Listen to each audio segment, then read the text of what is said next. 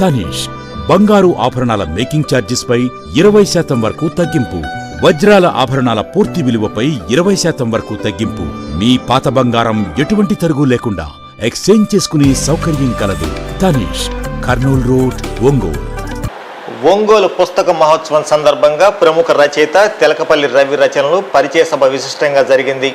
ఈ సభకు Prajasakti bureau incharge SV బ్రహ్మం అధ్యక్షత వహించారు. ఈ సందర్భంగా శాసనమండలి మాజీ సభ్యులు వి బాలసుబ్రహ్మణ్యం మాట్లాడుతూ పుస్తక పఠనానికి పాఠకులు తగ్గిపోతున్న ఈ కాలంలో ఒకేసారి 6 పుస్తకాలను ఆవిష్కరించడం అరుదైన విషయమని అన్నారు. ఇది తెలకపల్లి రవి ప్రతిభకే కాకుండా ప్రజాశక్తి పబ్లిషర్స్ నిబద్ధతకు నిదర్శనమని అన్నారు. సమాజ పరిణామాలను మార్కిస్టు దృక్పథంలో ప్రతిబింబ చేస్తున్న రచయితగా రవిని అభినందించారు. అదే సమయంలో అరుంధతి రాయ్ రచించిన 27 పుస్తకాలను కేంద్రం ఒకేసారి నిషేధించడం అత్యంత దుర్మార్గమని విమర్శించారు. ప్రస్థానం వర్కింగ్ ఎడిటర్ సత్యాజీ మాట్లాడుతూ కాల్పనికతకు ఆస్కారం లేకుండా సంఘటనలు వాస్తవాల ఆధారంగా రచనలు చేయగలిగింది తెలకపల్లి అన్నారు. గుజరాత్, గోద్రా ఘటన, గాజా సంఘటనలపై ఆయన రాసిన పుస్తకాలు ఆలోచన రేపేవని పేర్కొన్నారు. జాషువా సాహిత్య వేదిక నాయకులు జి నారాయణరావు మాట్లాడుతూ శ్రమజీవుల కష్టాలను పాటల రూపంలో ప్రతిబింబ చేసిన రచయితగా రవి ప్రత్యేకత సాధించారన్నారు. సాహితీ స్రవంతి వేదిక కన్వీనర్ సత్యరాజన్ మాట్లాడుతూ వ్యక్తిత్వ వికాసంపై రవి రాసిన పుస్తకాలు విస్తృత ప్రాచుర్యం పొందాయన్నారు. ప్రజా నాట్య మండలి సీనియర్ నాయకులు దశరథ మాట్లాడుతూ పాటల ద్వారా కళారంగానికి ఊపిరిపోసిన వ్యక్తి రవి అని కొనియాడారు. Prajasakti book house general manager K Lakshmaiah మాట్లాడుతూ ఇప్పటి వరకు రవి రాసిన 70 పుస్తకాలను తమ సంస్థ ప్రచురించిందని, అన్ని మార్కిస్టు దృక్పథంలో వెలువడిన గ్రంథాలేనని వివరించారు. సభా ప్రారంభంలోనే తెలకపల్లి రవి రాసిన 6 పుస్తకాలను ఘనంగా ఆవిష్కరించారు. అందరికీ స్వాగతం. ఒంగోలు పుస్తక మహోత్సవం సందర్భంగా రోజు పలు కార్యక్రమాలు ఇక్కడ నిర్వహించుకోవడం జరుగుతుంది. అందులో భాగంగానే ఈరోజు తీసుకొచ్చి పుస్తక మహోత్సవాన్ని నడపడం కూడా మంచి కార్యక్రమంగా నిర్వాహకులు అందరికీ కూడా మనం అభినందన తెలియజేయాల్సిన అవసరం ఉంది. ఇప్పుడు ఈ రవి గారి పుస్తకాల పరిచయ కార్యక్రమం ముందుగా ఆయన పుస్తకాలని పరిచయం చేయవలసిందిగా మన ఆవిష్కరణ ఉంటుంది. దాన్ని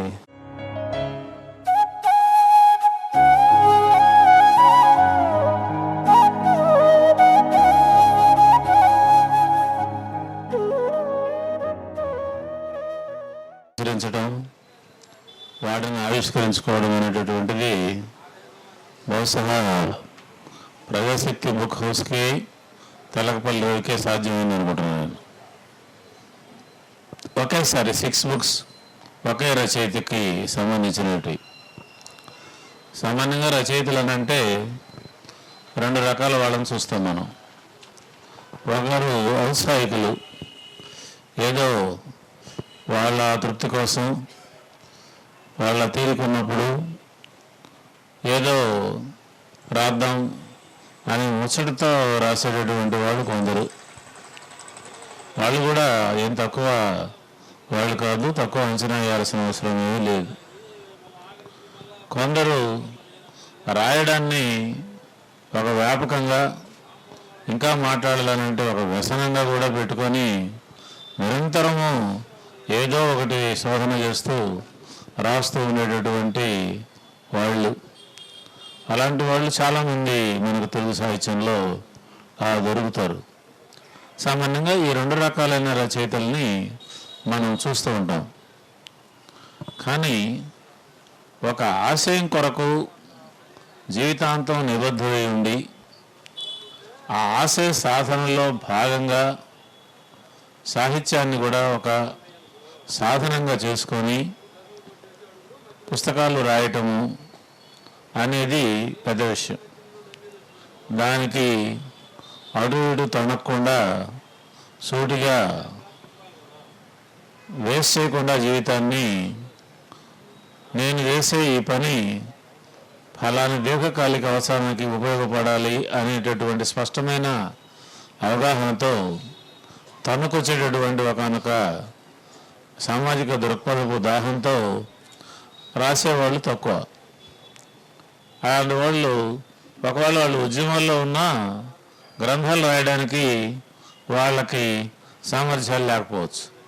అద్భుతమైనటువంటి ఉద్యమాలు నడిపిన వాళ్ళు, అపురూపమైనటువంటి చారిత్రక సందర్భాల్లో పాల్గొన్నటువంటి వాళ్ళు, గొప్ప గొప్ప సీరియస్ శాస్త్రవేత్తలుగా ఉన్నటువంటి వాళ్ళు, అనేక రకాలైన పోరాటాల్లో, అది హేతువాద భౌతికవాద పోరాటాల దగ్గర నుంచి సామాజిక రాజకీయ పోరాటాల దాకా పాల్గొన్నటువంటి అపారమైన అనుభవం ఉన్నటువంటి వాళ్ళు మనకేం కొరత కాదు. కానీ వాళ్ళు ఎవరు రాయలేరు, రాయడం కష్టం. రాయడం అనేది ఒక ప్రత్యేకమైన కళ. రెండు రాసినా కూడా అది ఇన్ఫర్మేషన్ అందివ్వడానికి, చరిత్రకు పనికొచ్చే ఒక రకమైన ముడి సరుకుగా తప్ప సృజనాత్మకంగా ఎక్కువ మందికి ఉపయోగపడేటట్టుగా, ఆకర్షించేటట్టుగా రాయడం అనేటటువంటిది ఆ ఉద్యమాల్లో ఉన్నటువంటి వాళ్ళకి అంత ఈజీ పని కాదు. అది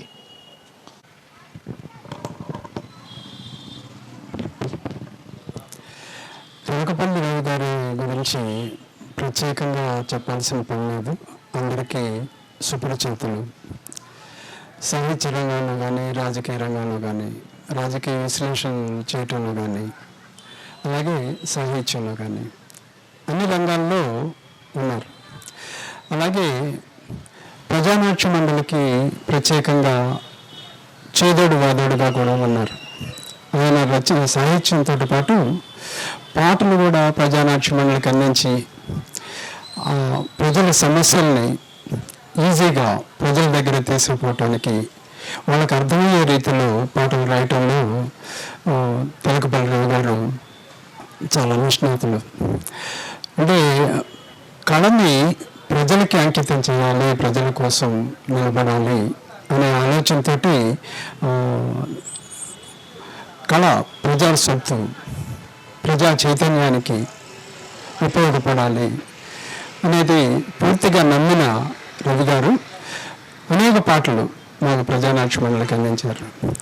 సహజంగా గేయాలు, కవితలు, కథానికలు ఇలాంటి సాహిత్యం చాలా వస్తూ ఉంటుంది. సామాన్య ప్రజలకి, కష్టజీవులకి, మారుమూల ఉన్న ప్రాంతాల్లో ఉండే జనానికి ఏది కావాలనో అది వారికి అందదు. అది అందాలంటే ఒక పాట ఆయుధంగా ఉపయోగపడుతుంది. దాన్ని రవి గారు ఆదర్శంగా తీసుకున్నారు. అంటే తన ఆలోచనని పాట ద్వారా మారుమూల గ్రామాలకి, కష్టజీవులకి, ఏ వర్గ ప్రజలకి ఏ పాట అవసరం ఆ పాట ఆ ప్రాంతానికి పోయి పాడుతుంది. అదే కవిత లేకపోతే సాహిత్యం, కథానిక ఇటువంటివి అవి చదువుకున్న వాళ్ళు మాత్రమే చదువుకోగలరు. ఏదన్నా ఉత్సాహం ఉన్న వాళ్ళు ఇంకొకళ్ళు చెప్తారు. పాట అలా కాదు, కళాకారుల గొంతులోకి వెళ్ళిపోతుంది, విస్తృతంగా ప్రజల్ని ఆలోచింపజేస్తుంది. ఆ కోవలో రవి గారు అనేక పాటలు రాశారు.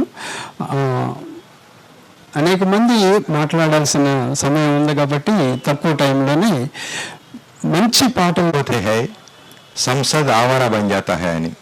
అంటే వీధులన్నీ మౌనం వహిస్తే పార్లమెంటు పనికిమాలిందిగా తయారవుతుందని.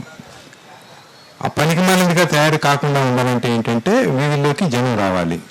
అట్లా వీధుల్లోకి జనం రావడానికి ప్రేరేపించే విధంగా, లేదు వీధుల్లోకి జనం వచ్చిన సందర్భాలని ఒక నవలగాను, కథగాను, కవిత్వంగాను, పాటగాను మలిచిన రవి గారి పుస్తకాలు ఏవైతే ఉన్నాయో వీటిని ప్రజాహిత్య బుక్ హౌస్ ప్రచురించింది. ఇవి తప్పనిసరిగా మీరందరూ కొని చదివి ఆస్వాదించాలని చెప్పేసి ఆశిస్తూ ఉన్నాను. అలాగే ఆయన ఇంకొక పదం దృక్పథం అని ఇంకొక పుస్తకం కూడా రాశారు. అది వ్యక్తిత్వ వికాసానికి సంబంధించి. బహుశా 90ల తర్వాత ఈ వ్యక్తిత్వ వికాసం మీద మనం ఆంధ్ర రాష్ట్రంలో అనేకమైన పుస్తకాలు చూస్తున్నాం. చాలా పాపులర్ రైటర్ అయిన నందమూరి వీరేంద్రనాథ్ విజయానికి 5 మెట్లని, ఇట్లా దేవి పట్టాభిరామన్ గారు, వీళ్ళందరూ కూడా చాలామంది రాశారు. అవన్నీ చదివితే నాకేమనిపిస్తుందంటే ఒక పోటీ ప్రపంచంలో మిగతా అందరికంటే తను ముందుండాలనే ఒక స్పృహని అవి కలిగిస్తాయి తప్పించి మానవుడు సంఘజీవి, సంఘటితంగా ఉండి సమిష్టిగా ఉండి ఫలితాలు సాధించుకుందామనే స్పృహని ఎక్కడా కూడా కలిగించవు. పోకిరి సినిమాలో విలన్ ప్రకాష్ రాజ్ అంటా ఉంటాడు, నాకు ఇది కావాలనుకుంటే తొక్కుకుంటూ వెళ్తాను, కావాలని లాక్కుంటానని చెప్తుంటాడు చూసారా, ఆ రకమైన పర్సనాలిటీ డెవలప్మెంట్కి ఉపయోగించే పుస్తకాలు కొద్దిగా సాఫ్ట్వేర్ టోన్లో చెప్తుంటారు తప్పించి, రవి గారు రాసిన పదం తప్పుదా అనే పుస్తకం ఏదైతే ఉందో ఇది తప్పనిసరిగా వ్యక్తిత్వ వికాసానికి సంబంధించి నేను ఇప్పటివరకు చదివిన పుస్తకాల్లో రెండు రిమార్కబుల్ పుస్తకాలు. ఒకటి రవి గారు రాసిన పదం తప్పుదాం, రెండోది కేఎన్వై పతంజలి రాసిన గెలవడం సరే బతకడం ఎట్లా. ఈ 2 పుస్తకాలు తప్పనిసరిగా అందరూ ఆదరిస్తానని ఆశిస్తూ ఈ అవకాశం ఇచ్చినందుకు ధన్యవాదాలు తెలియజేస్తాను. పరమైనవి ఉంటాయి. ఈ పుస్తకాల ఆవిష్కరణ విజయవాడ జరిగింది, హైదరాబాద్లో పరిచయ సభ జరిగింది, ఇప్పుడు ఇక్కడ జరుగుతుంది, కర్నూలులో కూడా జరగబోతుంది. ఈ పుస్తకాలు 6 రకాల ప్రక్రియలకు సంబంధించింది. దీంట్లో ఒక నవల ఉంది, ఆశయపదం, అభద్ర పేరుతో కథల సంపుటి ఉంది, మీరే ప్రేరణ మీరే సాధన. ఇప్పుడు సత్యనారాయణ గారు చెప్పిన పుస్తకం గతంలో అది పదం చెప్పడం పేరుతోటి ప్రేయశక్తి సండేలో శీర్షికగా వచ్చింది, దాన్ని ఇప్పుడు పేరు మార్చి ఈ పుస్తకంగా వెలువడింది. మరొకటి ఆరుద్ర, ఆయన 100వ జయంతి సంవత్సరం ఇది 2025. ఆ సందర్భంగా ఆయన రాసిన వ్యాసాలతోటి ఒక పుస్తకం వెలువడింది. అట్లా ఆయన రాసిన కవిత్వంతో సజీవం, పాటలతో ప్రజాగానం, ఈ 6 పుస్తకాలు ఈరోజు మనం పరిచయం చేసుకుంటున్నాం. దీంట్లో ఆరుద్రకు సంబంధించి, ఆరుద్ర మనందరికీ సుపరిచితుడు, గొప్ప పరిశోధకుడు. ఆయన జీవితాంతం మార్క్సిజం సిద్ధాంతాన్ని నమ్మినవాడు. ఆయన ఏ రంగంలో పనిచేసినా అక్కడి నుంచి విస్తారమైన ప్రజాక్షేమాన్ని కోరే, ప్రజల తరపున చరిత్రను చూసే దృక్పథంతో ఆయన మనిషినారు. సమగ్ర ఆంధ్ర సాహిత్యం అంటే అప్పటికే రకరకాల రూపాల్లో ఉన్న సాహిత్యాన్ని ఒక ఒరవడిలో ఒక తరహా వ్యాఖ్యానంతో ప్రజా దృక్పథంతో చూసి దాన్ని విభజించి విస్తారంగా పరిచయం చేసిన సాహసం చేశారు ఆయన. అలాగే ఏ విషయం ఆయన ముందుకు వచ్చినా దాన్ని సమగ్రంగా పరిశీలించి దాని మీద విస్తారంగా కృషి చేసి దాని పుస్తకాలుగా తెచ్చే ప్రయత్నం చేశారు. సినిమాలో చదరంగం గురించి రాయాల్సి వస్తే చదరంగాన్ని ఆమూలాగ్రం ఆయన అధ్యయనం చేసి, ఒక పరిశోధకుడు మరి కొత్త వాళ్ళు తెలుసుకోవాలంత సమాచారంతో చదరంగం మీద ఆయన పుస్తకం రాస్తాడు. దేవాలయాల మీద బూతు బొమ్మలు ఎందుకు, గుడిలో సెక్స్, అది ఆయన రాసింది. ఈ గుడిలో సెక్స్ పేరుతో ఒక పరిశోధనాత్మక వ్యాసాలు రాశాడు. సీత రాముడికి ఏమవుతుంది అని మరొక పరిశోధన రాశాడు. ఇట్లా ఏది రాసినా ఒక సునిశ్చితమైన సమగ్రమైన దృష్టితోటి ఆయన పుస్తకాలు వివరించే ప్రయత్నం చేశారు. వీటన్నిటిని వివరిస్తూ ఆయన రాసిన వ్యాసాలతోటి ఈ పుస్తకాన్ని తీసుకురావడం జరిగింది. ఇది ప్రధానంగా చలసాని ప్రసాదరావు గారు శివరికళ నీలాము అనే పేరుతో పుస్తకం తీసుకొచ్చారు. దాంట్లో ఆరుద్ర మీద కొన్ని వ్యాఖ్యలు చేశారు. వాటికి సమాధానం ఇస్తూ రాసిన వ్యాసాలతోటి ఈ పుస్తకాన్ని తీసుకురావడం జరిగింది. దాన్ని రవి గారు సంకలనపరిచారు. దాంతోపాటు ఆయన గురించి రాసిన ఒక వ్యాసాన్ని కూడా దీంట్లో జడ్జ్ చేశారు. దీంట్లో ఆ పుస్తకం చదువుతున్నప్పుడు, అంటే ఆరుద్ర రాసిన వ్యాసాలు చదువుతున్నప్పుడు మన రాష్ట్రంలో కమ్యూనిస్ట్ పార్టీ ఎదిగిన తీరు, ఎక్కడెక్కడ ఎలా పనిచేసిందనే చరిత్రని కూడా చదివినట్టుగా ఉంటుంది. అట్లా విశాలాంధ్ర ప్రజాశక్తికి సంబంధించిన చరిత్రని చదివినట్టు కూడా అనిపిస్తుంది. ఆయన పరిశోధకుడు కాబట్టి ప్రతి విషయాన్ని చాలా క్షుణ్ణంగా పరిశీలించి వాస్తవాలను సమీకరించే ప్రయత్నం చేస్తారు కాబట్టి వాటిని ఒక అధికారిక పత్రాలను కూడా ఆ తేదీని వాటిని మనం చూసి అర్థం చేసుకోవడానికి ఆ పుస్తకం దోహదపడుతుంది. మరొకటి నన్ను పరిచయం చేయమన్న పుస్తకం అభద్ర. ఇది కథల సంపుటి. ఈ రవి గారు దాదాపు 20 ఏళ్ల నుంచి రాసిన కథలతోటి 17 కథలతోటి ఈ పుస్తకం వచ్చింది. ఈ కథలు కూడా అంటే ఒక ఊహా లోకంలో రాసే కథలు, లేదంటే వర్తమాన సమాజంతో సంబంధం లేని కథలు కాదు. అంటే చరిత్రలో నడుస్తున్న కథల్ని, వర్తమానంలో జరుగుతున్న సంఘటనల ఆధారంగా రాసిన కథలు. సాధారణంగా పాత్రికేయులు సృజనాత్మక సాహిత్యాన్ని సృష్టించడం అనేది 2 రకాల కారణాల వల్ల సాధ్యం కాదు. ఒకటి, వాళ్ళ ముందుకు వచ్చిన అనేక విషయాల మీద ఎప్పటికప్పుడే వాస్తవంగా వ్యాఖ్యానించే అవకాశం, సంపాదకీయాలుగానో వార్తలుగానో రాసే అవకాశం ప్రతిరోజు ఉంటుంది. కాబట్టి దాని కథలుగానో కవిత్వంగా మలిచి అంత ఆలోచన చేయాల్సిన అవసరం ఉండదు. రెండోది, హడావిడి రోజు ఉంటుంది కాబట్టి అలాంటప్పుడు కూడా సృజనాత్మక సాహిత్యాన్ని సృష్టించడం అనేది పాత్రికేయుల దగ్గర తక్కువ ఉంటుంది. కానీ అలాంటి ఆటంకాలను కూడా అధిగమించి రవి గారు కొన్ని కథలు రాశారు. దీంట్లో 17 కథలతోటి ఈ పుస్తకం ఉంది. దీంట్లో మొదటి కథ రామ అని పేరుతో రాశారు. ఇది 20 ఏళ్ల క్రితం రాసిన గుజరాత్ అల్లర్లు జరిగినప్పుడు. ఇప్పటికి కూడా మనకి ఇంకా స్పష్టంగా ఈ దేశంలో జరుగుతున్న రాజకీయాలు, పరిణామాలు చూసినప్పుడు ఇప్పటి కాలానికి మరింత దగ్గరగా వర్తించినట్టుగా ఉంటుంది. మనుషులుగా ఉన్నవాళ్ళు, మన పక్కనే ఉన్నవాళ్ళు అనాగరికంగా మారిపోతూ ఒక మనిషిని ఒక మతం పేరుతో కులం పేరుతో మరింత విచ్ఛిన్నంగా విద్వేషించే కాలంలో ఉన్నప్పుడు ఈ కథ ఈ కాలానికి మరింత దగ్గరగా ఉన్నట్టుగా అనిపిస్తుంది. అట్లాగే స్త్రీల సమస్యల మీద వాళ్ళ హక్కుల మీద గొంతెత్తినప్పుడు రాసిన కథలు ఉన్నాయి. అట్లా ఇంకొక కథ 6 పిల్లలని ఒకటి ఉంది. ఇది ఈరోజు పాలస్తీనా గాజా యుద్ధం జరుగుతున్న క్రమంలో ఈ కథ మరింత మన కళ్ళ ముందు కళ్ళాడుతుంది. అకారణంగా ఇజ్రాయెల్ దాడులు చేస్తుంటే జనావాసాల మీద దాడులు చేస్తున్నప్పుడు పిల్లలు ఆడుకుంటున్న పిల్లల మీద, హాస్పిటల్లో ఉంటున్న పిల్లల మీద, స్కూళ్ళల్లో ఉన్న పిల్లల మీద బాంబులు విసురుతుంటే ఇప్పటికి దాదాపు 30,000 మంది పిల్లలు చనిపోయారు. ఇలాంటి పిల్లల గురించి ఆలోచించాల్సిన సమాజం రకరకాల పేర్లతో, ముఖ్యంగా భారత సమాజం చాలా కాలం వెనకబడిన దేశాలు వెనుక, బాధితులైన దేశాలు వెనుక ఒక దొండిగా, ఒక సంఘీభావంగా ఉండేది.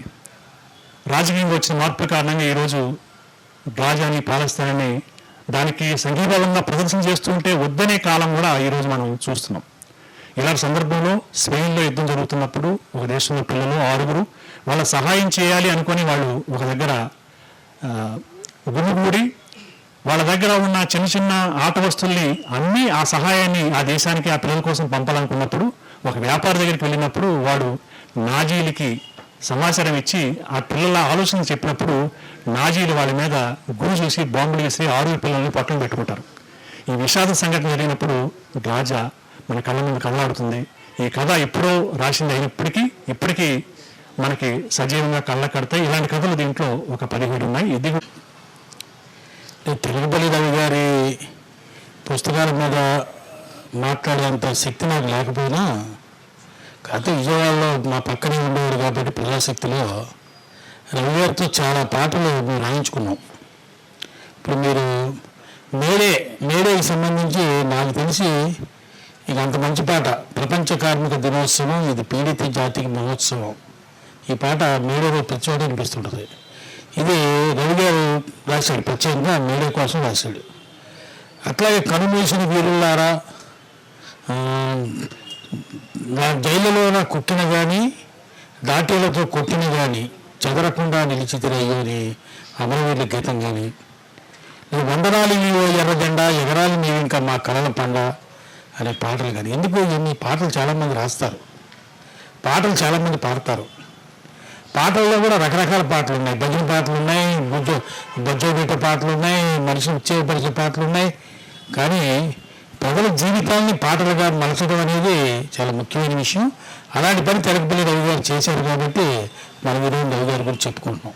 అంటే పాట ఏ శ్రమజీవుల కష్టం నుంచి పాట, ఆ పాట ప్రజలకే చెందాలి, ఆ మాట ప్రజలకే చెందాలి. ఆట అయినా, పాట అయినా, మాట అయినా కష్టజీవుల కష్టం. ఆ కష్టాన్ని తెలియజేసే విధంగా సాహిత్యం ఉండాలని భావించారు కాబట్టి ప్రజాశక్తి బుక్ హౌస్ ప్రచురించడం, రవి గారు లాంటి వాళ్ళు రాయటం. రవి గారు సుందర గారి మీద రాశారు, రైతు మీద రాశారు. ఆఖరికి మొన్న ఈ మధ్య వేమన మీద కూడా ఒక పెద్ద రూపకాన్ని కూడా రాశారు. కానీ ఒక్క పాట రాయిలా. అది మేము అడిగాను కూడా.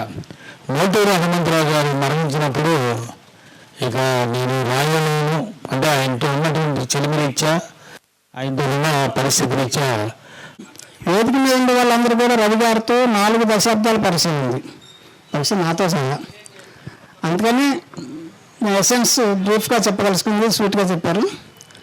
నేను కూడా 2 విషయాలు రవి గారి గురించి మాట్లాడతా. మొన్న రామచంద్రమూర్తి గారు మాట్లాడతా, బహుశా తెలుగులో ఇప్పుడు ఉండేవాళ్ళు రవి గారు చేసేంత కృషి అన్ని రంగాల్లో, అన్ని ప్రక్రియల్లో సమగ్రంగా రాసినటువంటి వాళ్ళల్లో మొట్టమొదటి వాడు రవి గారిని రామచంద్రమూర్తి గారు అన్నారు.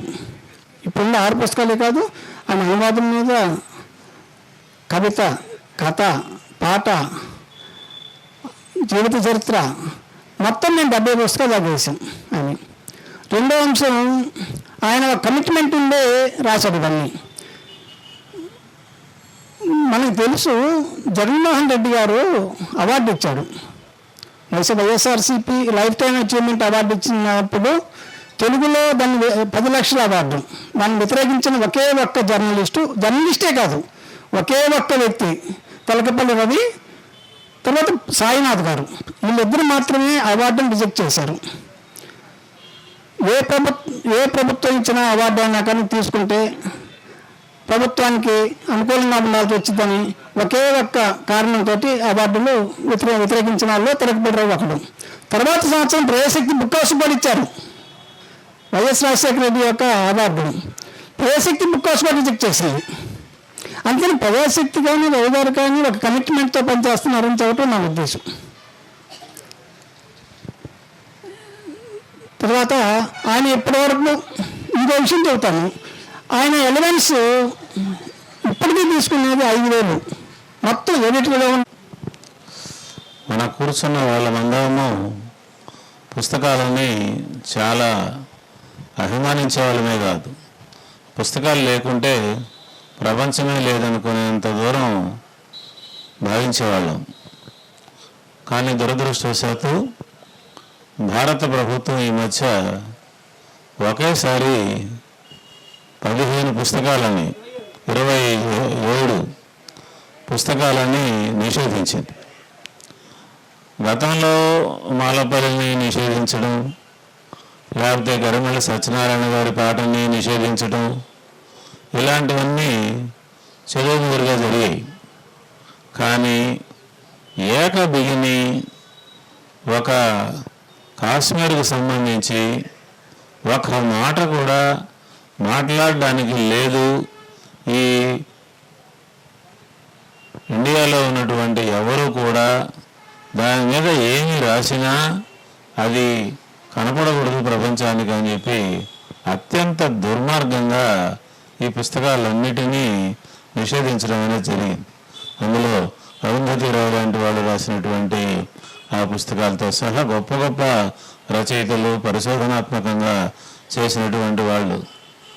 అయితే వాళ్ళకి తెలుగులో వచ్చినట్టు కొన్ని కనపడలేదు అనుకుంటా. బాలగోపాల్ గారి కల్లోల లోయ అలాంటివి బహుశా అమిత్ షా గారికి ఎవరైనా ట్రాన్స్లేషన్ చేసి అందిస్తే ఎట్లా వాళ్ళకి కొంచెం అటు ఇటు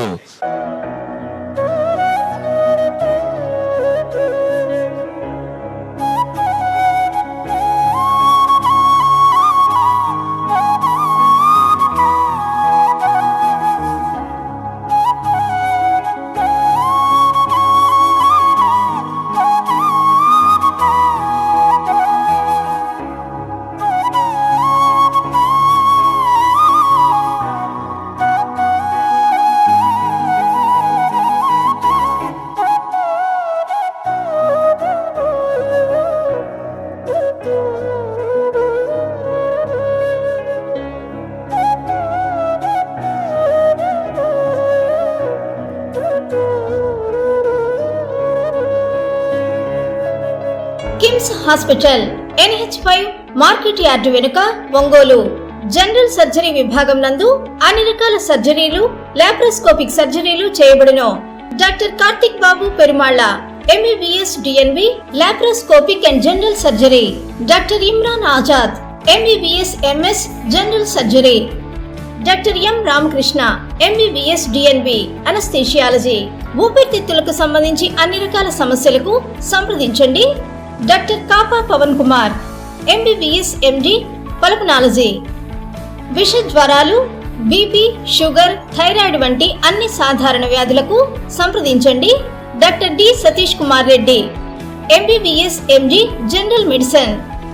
మా గైనకాలజీ విభాగం నందు అన్ని రకాల స్త్రీల సమస్యలకు చూడబడును. కాస్మెటిక్ గైనకాలజీతో కోత లేకుండా, నొప్పి లేకుండా, మత్తు అవసరం లేకుండా, శస్త్రచికిత్స లేకుండా మహిళల అన్ని సమస్యలకు జర్మన్ లేజర్ ద్వారా అందుబాటులోకి తీసుకురాబడింది. డాక్టర్ జి కల్పన MBBS DNB DGO. Doctor yes Sujini MBBS DNB DGO. మా కంటి విభాగం నందు ప్రతిరోజు అన్ని రకముల కంటి పరీక్షలు మరియు కంటి శస్త్రచికిత్సలు చేయబడును. డయాబెటిక్ పేషెంట్లకు రెటీనా పరీక్ష చేయబడును.